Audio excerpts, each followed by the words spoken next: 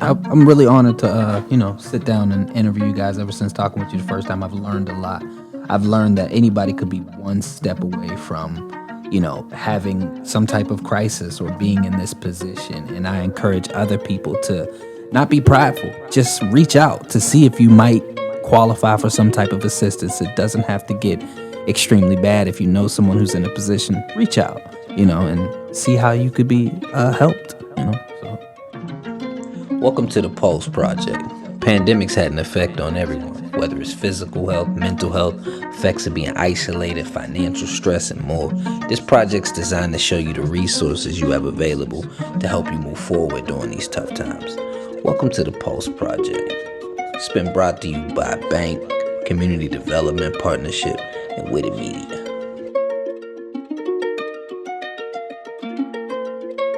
Welcome to the Pulse Project, where it's my job to let lower to moderately income residents in Beaver County know what resources they have available to them. Today, I'm sitting down with Cornerstone to discuss Beaver County and homelessness and how we can change things and what the work you guys are doing. So if you guys could introduce yourselves and tell us a little bit about what you do. Sure. I'm Dina Ciabatonni, and my title is the Continuum of Care Coordinator for Beaver County. And the Continuum of Care is the network of partners that work together towards the goal of ending homelessness in the county. Ending homelessness doesn't mean that there will never be a homeless person again, but just that when it happens, it's a rare occasion, it's brief, and it's not recurring. So we have a network of over 200 partners who work together in various ways to support folks who are homeless and to get them rehoused and stable. Okay. So with there being 200, is there a one-stop shop where people can go to find all of these resources in one place? That's what we're trying to do with this project, but is there already a place? Pretty much, it's the Cornerstone. Okay. So you guys are that. All right. Right. Well, I'm Marie Timpano. I'm the executive director of the Cornerstone of Beaver County. Thank you, Seth, for hosting this podcast and for including the Cornerstone and the Continuum in the process today. So Dina is the broad oversight over the coordinator over the system, the continuum of care for homelessness and housing issues in Beaver County. The Cornerstone of Beaver County was established in 2016 as that sort of one-stop shop, and it certainly has evolved over the years, 5 or 6 years since its inception. Essentially, the Cornerstone has become for individuals who are literally street homeless, and that's under HUD's definition, Housing and Urban Development. I preface that, I state that because their definition is a little different than what we may talk about what homelessness looks like in Beaver County, more so than in other cities across this country. With that said, HUD's definition is living on the street, living in a shelter, in a place not meant for human habitability, or in a hotel or motel paid for by someone other than yourself, is literally homeless. A few years back, HUD developed sort of a screening tool. It's like going to the ER and seeing the triage nurse, where you would come in. It's called coordinated entry. Essentially what happens is you go through that screening tool. It sort of scores different challenges that you may be having in your life, how long you've been homeless, if you have chronic health conditions, if you have children, if you're employed, if you have mental health or substance use challenges, etc. And it sort of scores you along that tool and determines what level of support, like in the ER, what level of care might you need. Some of those programs that you may score for are under the direction of the Cornerstone of Beaver County. Others are not, but they are within the continuum of care. So essentially it's the gateway to literally homeless services coming in, and the Cornerstone is the one place where that happens. Now, when you come in that door, we're going to make sure that you have a place to be for the night. We're going to make sure that you have all the necessities, food, basic needs, etc., hygiene types of things. We're going to stabilize you for the time being, determine what program you're going to be scored for, and at that point you can go right into that program, or there may be a wait. Housing, it's not overnight. You're not going to come in the door, unfortunately. We're not going to be able to put you in an apartment tomorrow. We'll talk more about the situation with housing in Beaver County as we go through this morning's conversation. Other programs and services available are prevention services for individuals who are not meeting that HUD definition. So they may be behind on their rent, they've been to a magistrate, the landlord's giving them a letter. So there are other programs and services under the roof of the Cornerstone. We have the Franklin Center of Beaver County, whose main offices are in Aliquippa, but they have a field site here. They help with prevention. We have the Greater Pittsburgh Community Food Bank. They're helping with SNAP benefits, food stamp benefits, and food insecurity. They can direct you to get you food boxes, direct you to pantries, etc. We have utility assistance. Again, a lot of folks who may be having, that's all part of securing your housing, right? You have to have electric, you have to have gas. So we have the Holy Family Institute's Duquesne Light CAP program here. They do emergency assistance and CAP programming. And the Cornerstone operates Columbia Gas CAP. We can direct you to water assistance. Duquesne Light, Holy Family Institute is now doing People's Gas assistance as well. And then we have veteran programming. We have hotel and motel assistance, which we refer to as atypical shelter. In Beaver County, we have the Women's Center of Beaver County, whose primary focus is on domestic violence, women and families experiencing domestic violence, and men. And so we don't have a men's shelter currently, but the Cornerstone is currently rehabbing a 24-hour men's shelter that will open in the fall of this year.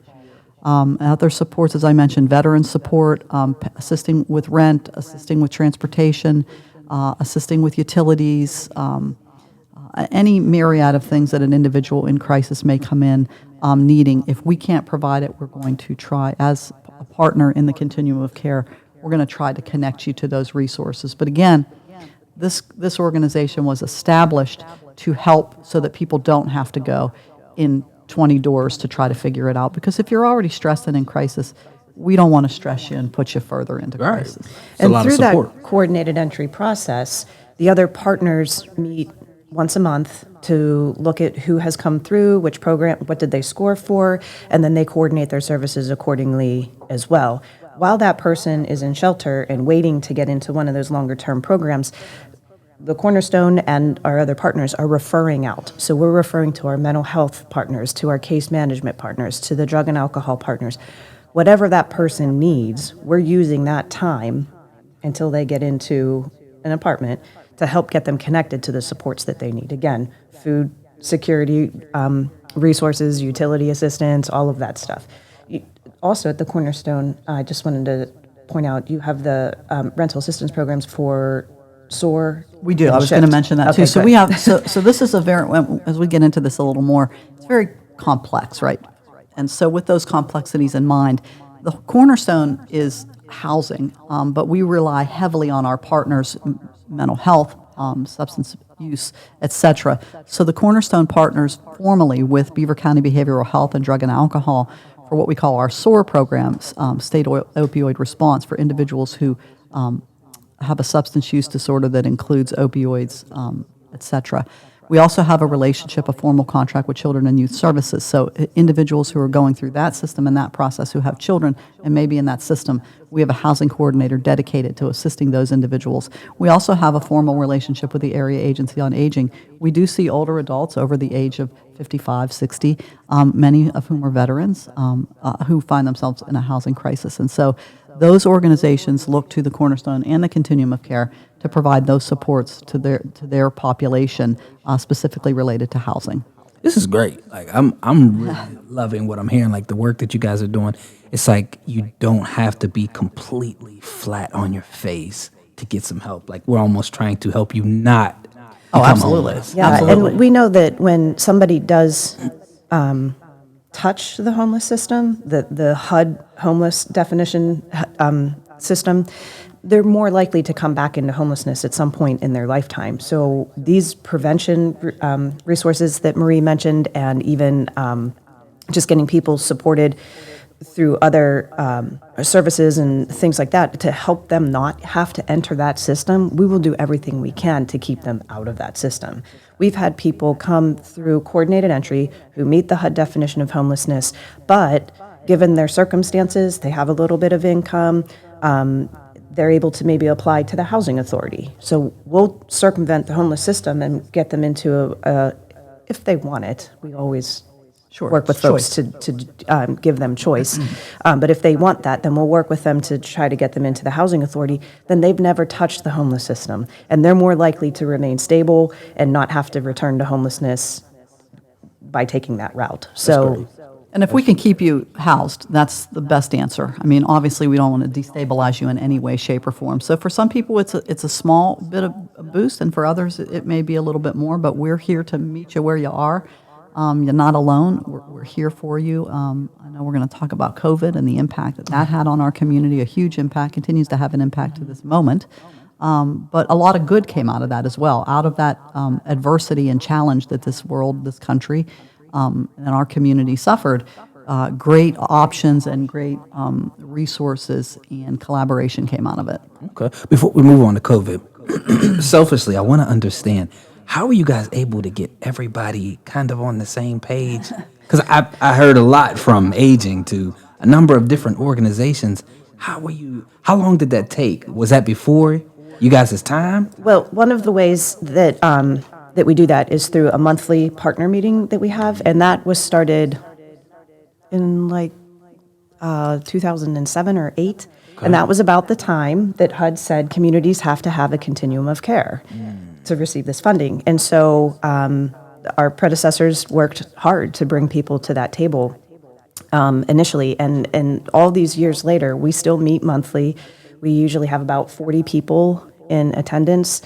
We just started doing a hybrid meeting, so we're in person, but also doing Zoom, and I think we had the most people ever that way. I think we were well into 60 people at that meeting. So that's one of the ways we do it, so we can get information out that way in that meeting, but we also get input. So the way that we structure that meeting, the first half of that meeting, I just turn it over to everybody in that meeting to say, what's going on? What are your updates? What are the challenges?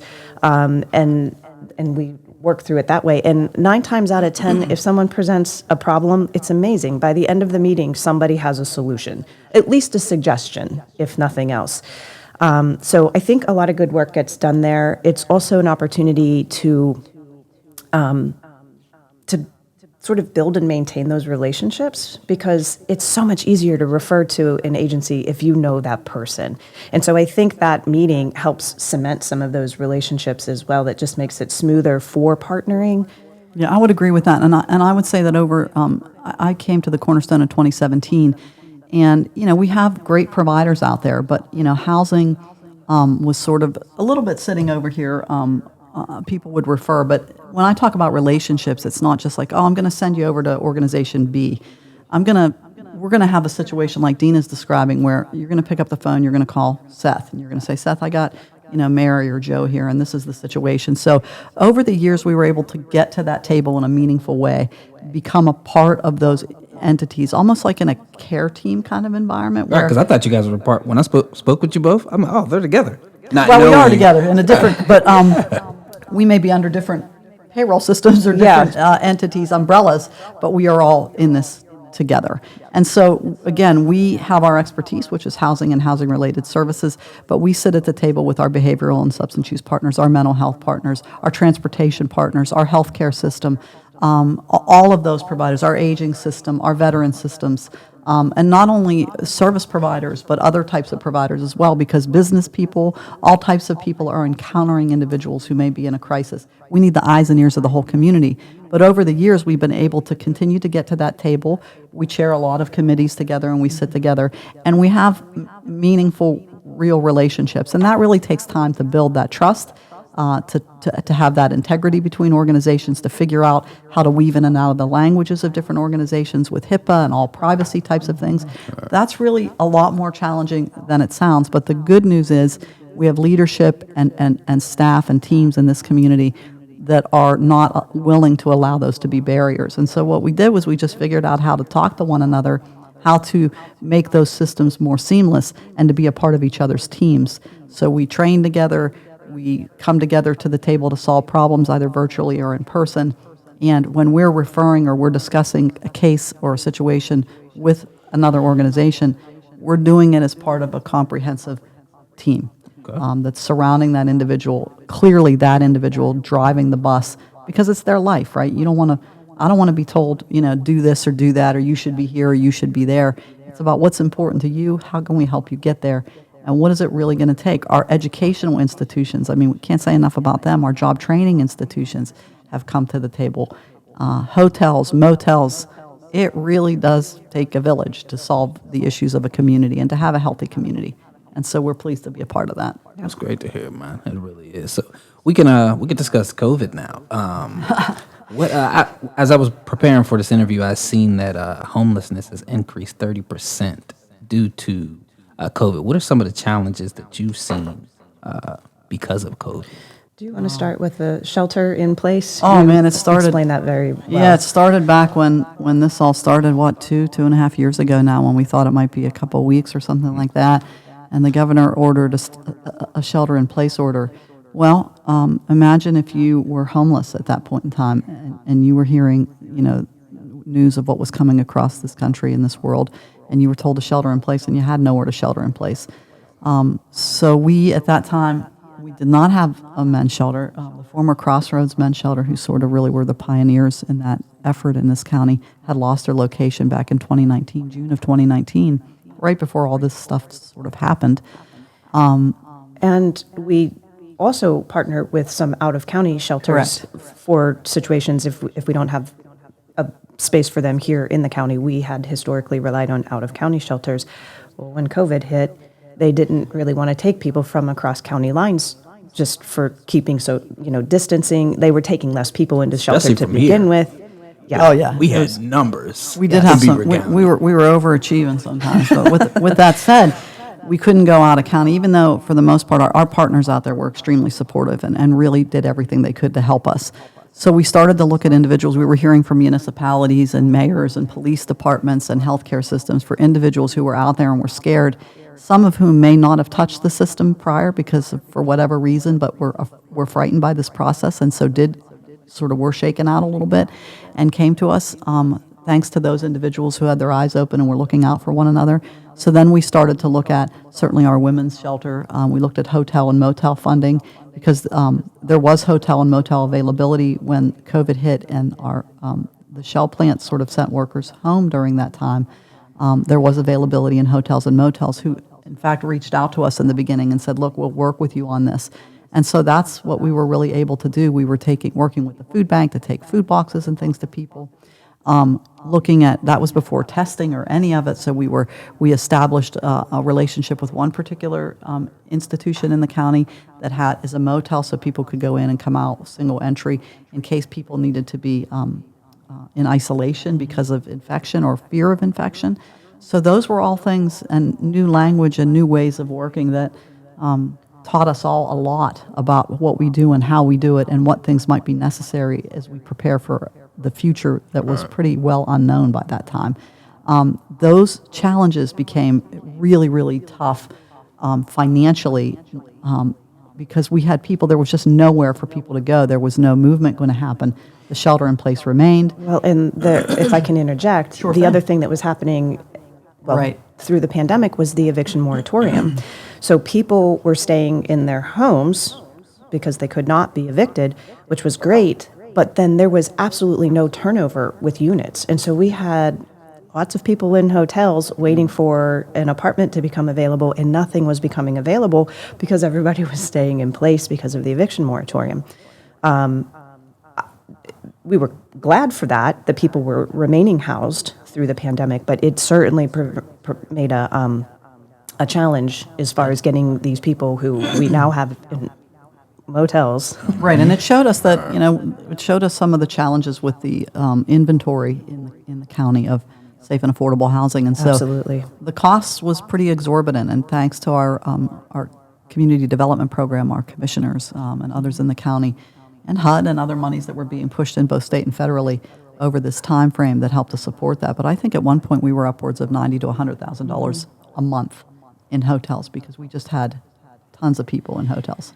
And it was what we needed to do at that time. Yes. You can't snap your fingers and have a shelter. However, through the length of this pandemic, we have been able to use some of those funds that came into the county, through stimulus packages and the rescue plan, American Rescue Plan, and all of that, to now build a shelter, which should hopefully be open in the fall. Will be open in the fall of this year, in November of this year. But again, as we went through COVID and we learned, about vaccinations and testing and all of those other things, the Continuum of Care and all of its member organizations and others in the community came together to ensure those services and that information and that availability of those supports were being made available to individuals who were in crisis on the streets, in hotels, otherwise. And then when our counterparts and our partners in other communities could accept our people, they certainly did, and we stayed in very close communication with those out-of-county partners, both in Lawrence County,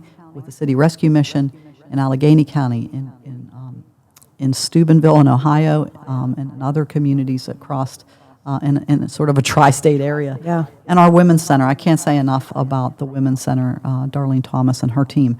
We were on the phone a lot, and we would sort of like a relay race, like I'll support this family for this long, then you pick them up, then we'll do this, and you do that.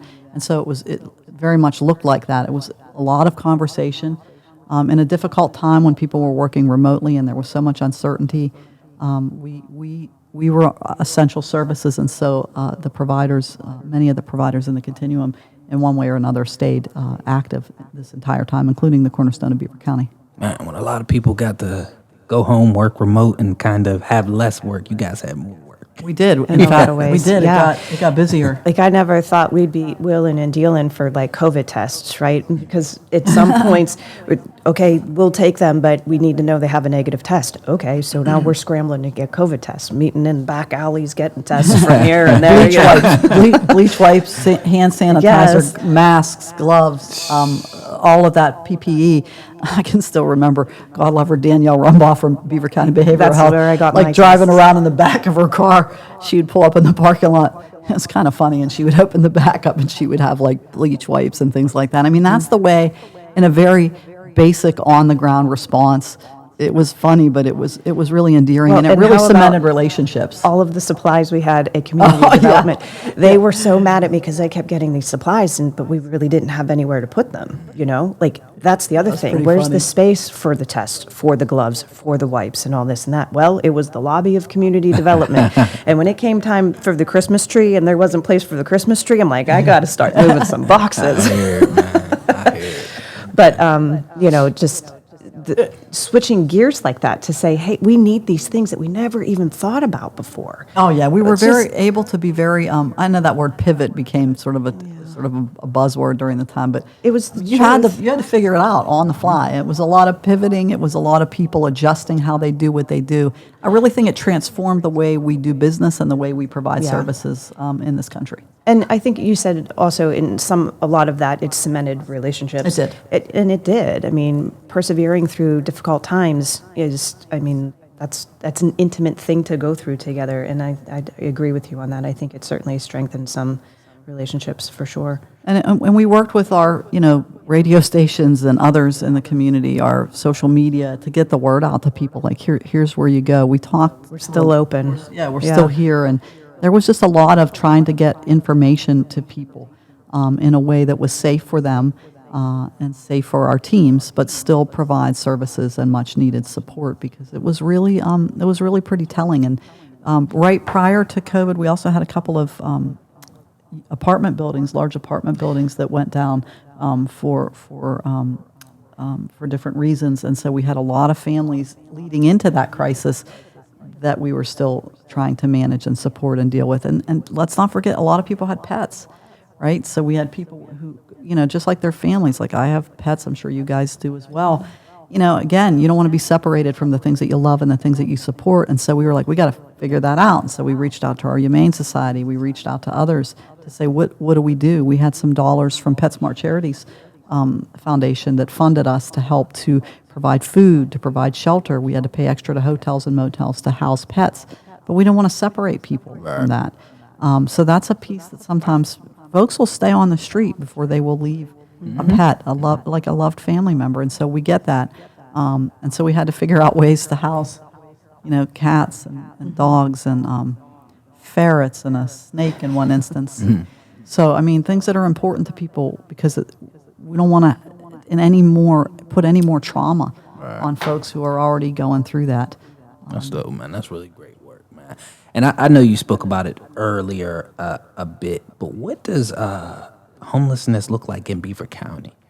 Well, it's different. I mean, you don't see a lot of, although we see some of it, you don't see a lot of folks sort of wandering the streets or under bridges, although we do have encampments. We do have some of that where our outreach workers and Dina are out there on the riverbanks and under bridges and et cetera. But a lot of it is folks who are doubled up. So if you are living in a unit and it's leased to you, and you have others who are struggling in there, so you're jeopardizing yourself as well as others, and that is really what we see a lot That's of. a lot of that, yep. Unfortunately, the funky spot that puts you in is then you're not meeting that definition we just talked about. You're doubled up, which doesn't meet HUD's definition, so then we have to be sort of creative in figuring out how to address that. But we do see folks in abandoned sites. We do see a lot of that, and that gave birth to our outreach worker position that we have here. We have a gentleman, Eric, who's out on the streets and with others in the community. If we get a call or we hear that someone is out there, we'll go out and try to touch base with them. Dina, you want to add to that? Yeah, I just wanted to talk about the point in time survey. So once a year, we do basically like a sweep of the county. There's a sheltered count and also an unsheltered count. The sheltered count are those people who are in the homeless program. So they're in an apartment, but they're still in a homeless program. That's easy because we have a database that everybody gets entered in when they go into a program. So to do that count, we just pull data out of that database, and we have a good count there. For the unsheltered part, we work with partners all through the county.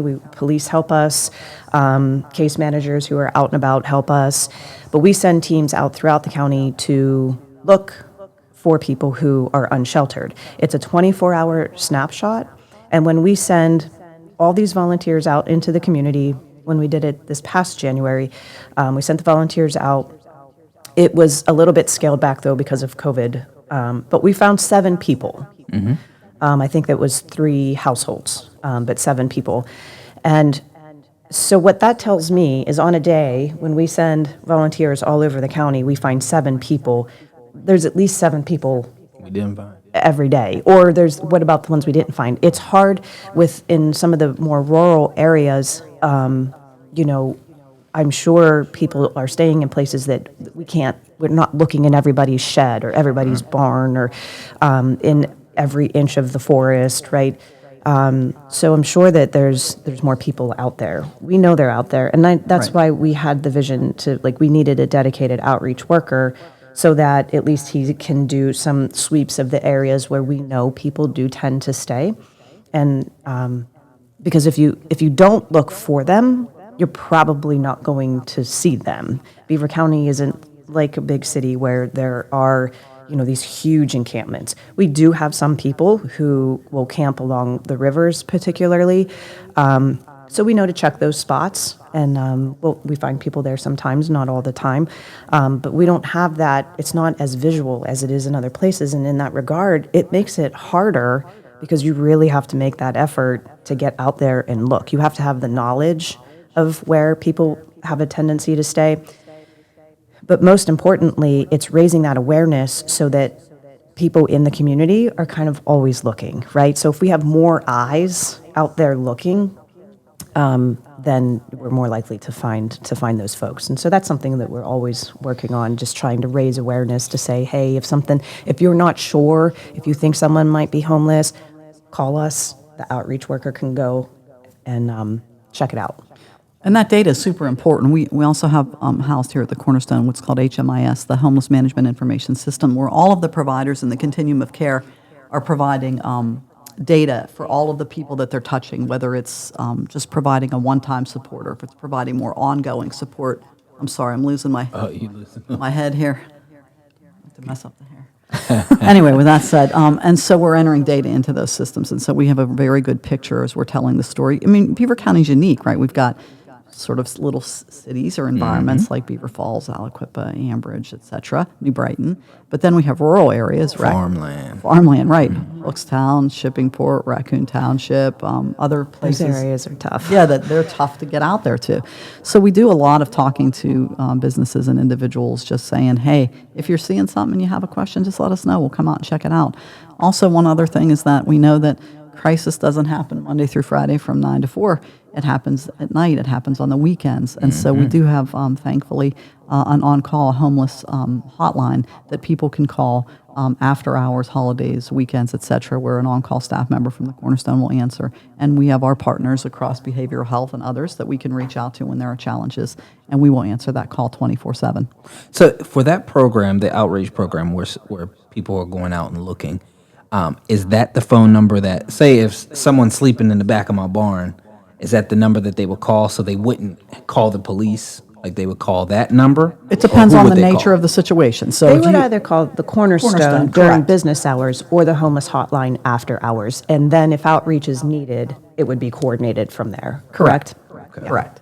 So if you call the Cornerstone, and we can give those numbers before we end our conversation today, you'll hear on our message after hours, it'll give you the on-call number as well so that you can reach the homeless hotline. But we'll provide those numbers. And we also get a lot of referrals through our website. There's a referral form on there, and I get those 24/7 through my email. And so when I see that referral come through or a person seeking assistance, or Facebook, we get messaged on Facebook a lot as well, then I'll let my on-call staff know and they'll reach out. Okay. So once the on-call staff's called, what happens at that point? Would that person that's sleeping in the back of the barn, is it possible that they could find some kind of shelter that night? Yes. Or at that point? Absolutely. Okay. So that's the goal, right? We want to get them into hotel, motel, out-of-county shelter. It depends on what's going on and what's available at that time. But that's the point of that, is to be able to go there and assist them and get them out of the barn or out of the inclement weather or wherever they are into a safe environment. If there's a sort of typical way that things go, a person presents as homeless or we encounter someone who's homeless, the very first thing is addressing those immediate needs. So we got to get you somewhere safe tonight. We need to get something for you to eat. Do you need a coat, right? Like those really basic needs. So, and I can say just shy of 100% of every time we'll get someone somewhere that night, right? There are those rare occasions where, and in those rare occasions, it's usually because the person doesn't they don't want those options that we have. But we almost 100% of the time get people in shelter that night. And then the next step is follow up with coordinated entry, and let's get you screened and see where you're going to go next and start with all those other referrals to help. We're going to address the immediate emergency, and oftentimes we're on the phone with chiefs of police or police officers or staff from the hospital or whatever that may look like. And we've had to be creative every now and then to support someone through the night, depending upon their circumstance. And then we're going to tie them into the mainstream systems and get them stabilized. But the initial thing is to address the initial emergency, just like going to the ER. We're going to stabilize you, get you everything that you need, and tie you into the main systems as soon as we can, whether it be the next day or the following Monday or whatever that looks like. Okay. Now, I know we discussed, kind of what it looks like, what COVID's done. I kind of want to go into, what the community could be doing, or what are some of the biggest challenges that are leading to it. I know when we were on the phone, we talked about housing, disability, mental health. What are some of these big challenges, and what are some things that, everybody can rally together and do? I would say one of the biggest challenges is the lack of affordable housing in the county. The pandemic has certainly, really revealed how much of an issue that is. Again, as people are staying housed because of before the eviction moratorium, and now because of there's a lot of rental assistance funds in the county to help people get caught up on their rent, so it's keeping them housed. That's all great, but there's not enough affordable housing now for the people who are coming through coordinated entry. The Housing Alliance of Pennsylvania monitors this, and from between 2018 and 2021, there was a reduction of 17 affordable housing units per 100 extremely low income people. So there were 73 available units for every 100 extremely low income folks, and then in 2021 it was 54, I think. None of that is shocking. We knew that when the skilled workers for the Shell plant came into the county that rents would probably go up, and we don't blame landlords for doing that. They have to support themselves as well, and so if they have the opportunity to get a little bit more money for a unit, we understand that, but it certainly put a pinch on things. Then you add the layer of the pandemic on top of it, and people weren't moving. It's become painfully apparent that we definitely have an affordable housing problem. That length of time between when someone goes through coordinated entry until they get into that apartment, it has increased significantly. I don't have the data in front of me, but we can get that. But it's taking much longer for people to get housed now. which, if they're in a hotel, right, it snowballs all that money to keep them in that hotel for a very long time. And then, while they wait for the apartment. And we're bound by fair market rents or rent reasonableness, which is, you just have to say, you have to be able to demonstrate that this is the going rent. So different programs have different rules. Most of them are fair market rent. That's really low. And we're having a really hard time finding enough units for folks. Right, and we have a fair housing officer here as well, and he does the housing inspections to make sure, and he's determining, fair market rent for particular programs, et cetera. But as Dina said, that's probably one of the biggest challenges, not only in Beaver County, but across the country, the inventory and availability. Our partners at the Housing Authority of Beaver County are tremendous. They're an incredible support. They're very important partners. Our private landlords are super important partners as well. A lot of them lost their units through all of this, right? There were eviction moratoriums. They weren't able to receive rent until dollars started coming in. So we lost some of those private partners, and they're crucial to this process, right? We need them as much as sometimes they need us, and so we're trying to support them and educate them and make sure that they're staying alive and well out there as well. But rents are a challenge, and then it's awareness. As we see individuals with challenges, it's about destigmatizing. Homelessness looks like a lot of things. When people hear that word, they conjure up, I think, some images that you might see in major cities and things. But you would be surprised the individuals who find themselves in a housing crisis, women with children, elderly folks, veterans. It's not all. There are many things and complex situations that lead someone to this door. And so a big message I want to send is be open-minded about what that looks like and recognize it could be any of us. I mean, we're one health crisis away, we're one job loss away, lots of things happened. A lot of families lost loved ones during COVID. A lot of undiagnosed health issues went on. People are seeing crisis and mental health and depression at rates that are somewhat alarming through all of this. And so lots of things can happen in our lives that can turn your life around on a dime. Right. And so I think the most important thing I try to talk to people about is it could be anybody. It could be your family. But don't be ashamed of that. I mean, we all can use a hand up sometimes, and so don't be afraid to ask for help. But that's one of the issues, is helping to destigmatize that and understand that we're sort of all in this together, and to have a healthy community, it has to be healthy for all of us. It has to have supports and services for those in need. It has to have home ownership opportunities and rental opportunities for all. And so we appreciate the opportunity to be at the table, not only with our partners in meetings like we've been discussing, but in opportunities like this where we can get the word out to people that says we want this community to be healthy for all. And the good news is that others in leadership and others in our community want that as well. Yeah. And I think one of the biggest stigmas is people tend to believe that someone who's homeless just was, wanted to party, wanted drinking alcohol. They just made some decisions that got them there, and they need to just make better decisions. I think that's one of the biggest stigmas that I see. And there's also a sense of, okay, well, that's not me, so I don't have to worry about it. But people really don't understand how much homelessness can actually cost you as a taxpayer. Oh, for sure. If you're a selfish individual and this is the only thing that gets through to you, you have to understand that you can get sick while being on the street. Then, they got to go to the hospital or picked up by the police, or jail. These are all tax dollars. That's right. So one way or another, homelessness does affect everyone. That's right. And having a healthy community means a place where everybody can feel welcome and we can thrive together. And so just as you said, I mean, there are costs to not providing these supports and not giving assistance. And as I mentioned, when you see elderly, we had a woman in here, I can still recall her face. She was 82 years old. And had a falling out with a family, with a child, and was on the street, had never thought she would encounter anything like that. She had been at the Women's Center, and we were working together to support her. I mean, I think when you say homelessness, nobody thinks of that, right? Or, children, men who are, they're trying to work. I mean, work was an issue, but imagine if you're trying to get a job and you don't have an address, you don't have clothes, you don't have a telephone. I mean, it's a cycle, right? It just snowballs. And so you think it's hard to get to that spot. It's really not that hard.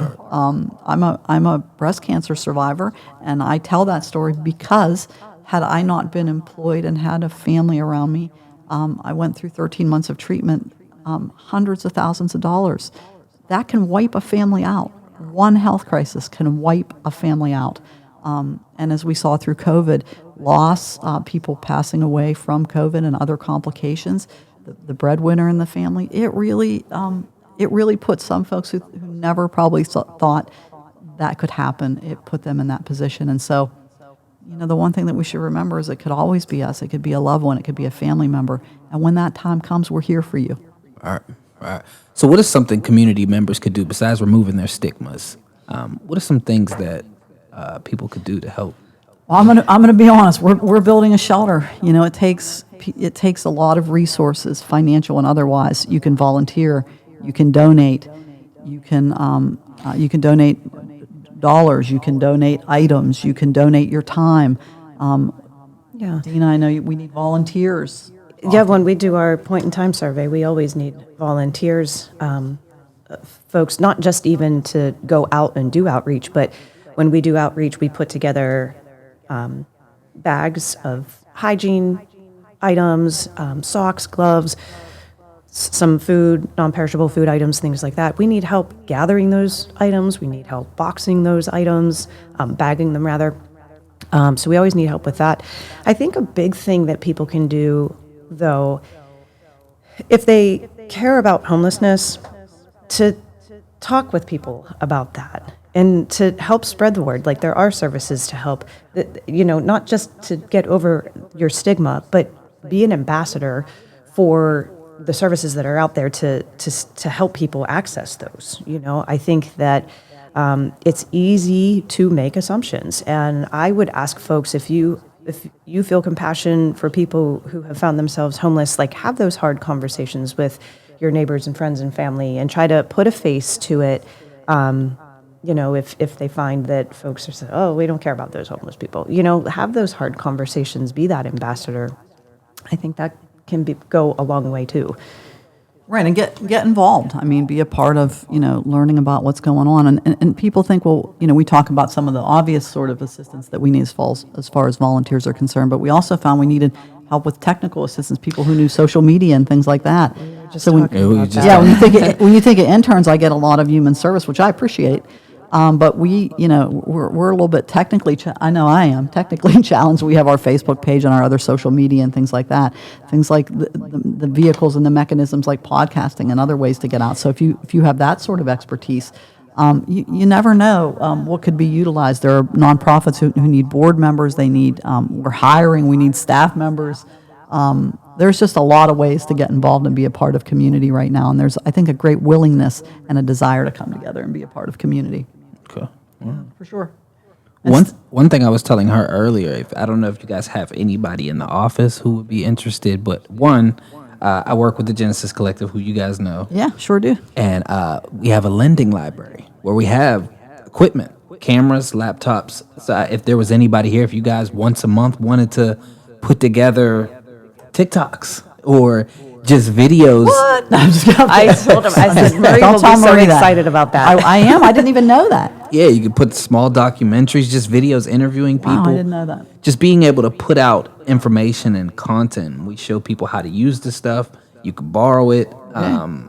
All of that. It's there for organizations and community members to use. Number two, we're starting a media institute where we're showing people how to tell these stories, right, and how to get these messages out. So if there's anybody here who would be interested, we would work. Yeah, I mean, we've done a lot of videos, particularly as we've been on our journey through the development of the shelter, which is in Vanport. I always want to give a shout out to our friends, the Vanport Township Commissioners, and the Beaver County Commissioners, but the folks in Vanport who we purchased the old drug and alcohol building in Vanport, and we are currently rehabbing a 20-bed, 24-hour men's shelter that will have all kinds of services coming out of it, not only the immediate need of emergency shelter for 20 men on any given night. It's about 7,300 nights of shelter through the year, but it'll have educational opportunities. It'll have physical and mental health supports. It has space for other agencies to come in and work with their clients. It will have our staff working there.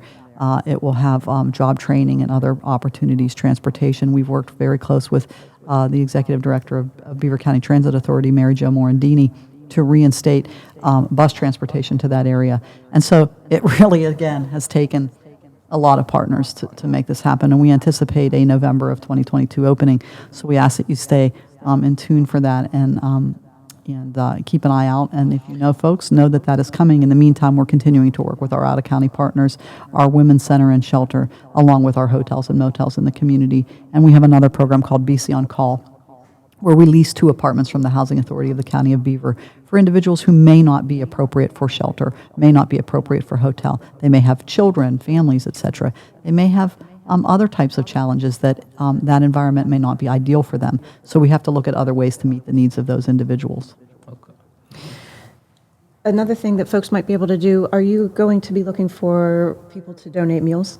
We are. Oh, Yeah. yeah. So we'll be hiring. That's another thing to keep an eye out for, because that's, we know we will be hiring in the fall. We'll be hiring a part-time volunteer coordinator to help our volunteers have a meaningful experience. But one of the things that we'll be working on, the men will do breakfast at the shelter.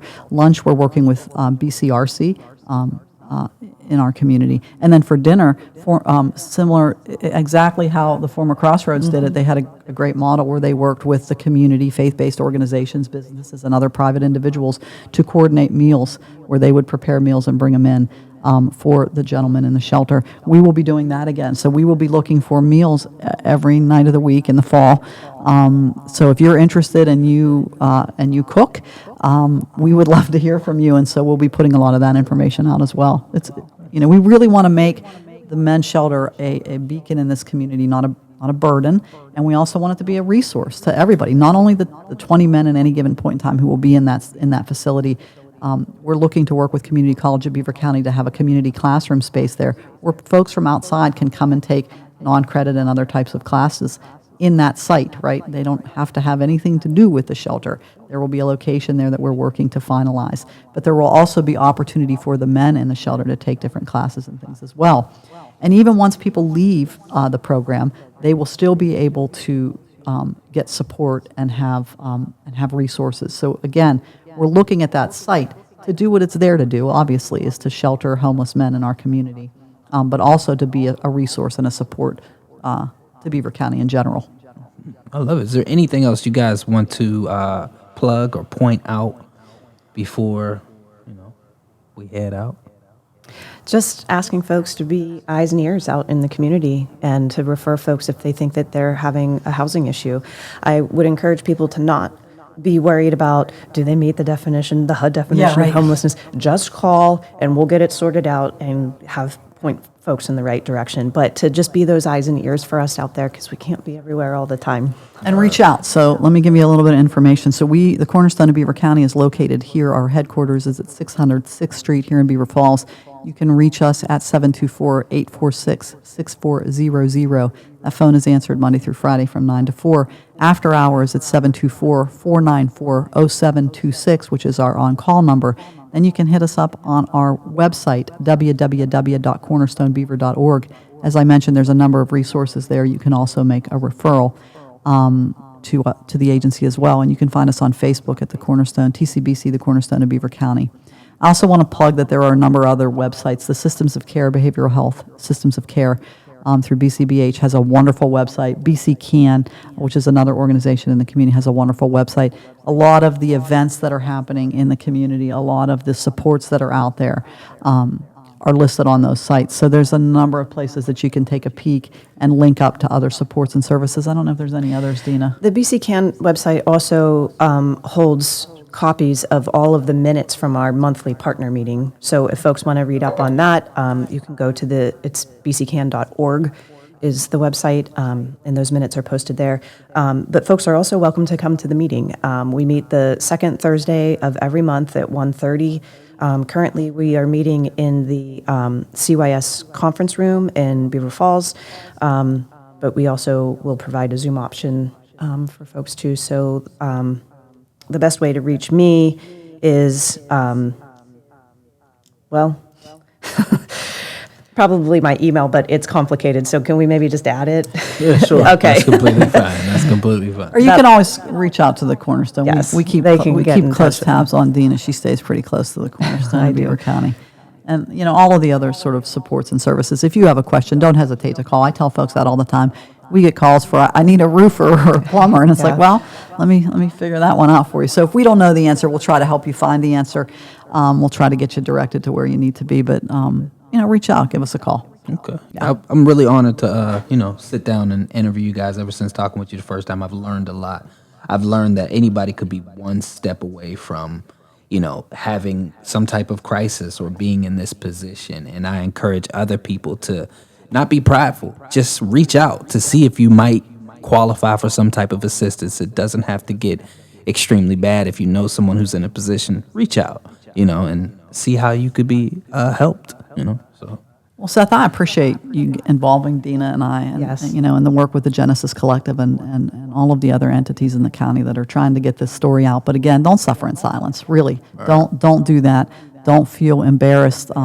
Please don't feel that way. You come here, you're gonna be welcomed with open arms. And I need to mention also that we serve as a warming and cooling center as well. In the winter, we're a warming center. In the heat of the summer, we're a cooling center. You can come in, cool off. You do not have to be homeless if you don't have air conditioning, whatever. We have water, coffee, snacks, and other supports that you can learn about. Not just the supports of the Cornerstone, but other supports, job opportunities, training. A lot of those websites offer trainings for families and individuals as well as professionals. So take a look at those resources because they're very good resources, and they'll link you up to other connectivities and other supports in the community. One other thing I wanted to say when you said the warming centers, there's also free community meals every day of the week in Beaver County in various locations. That schedule can also be found on the BC Can website. Do you have it on yours too? We do. Yeah.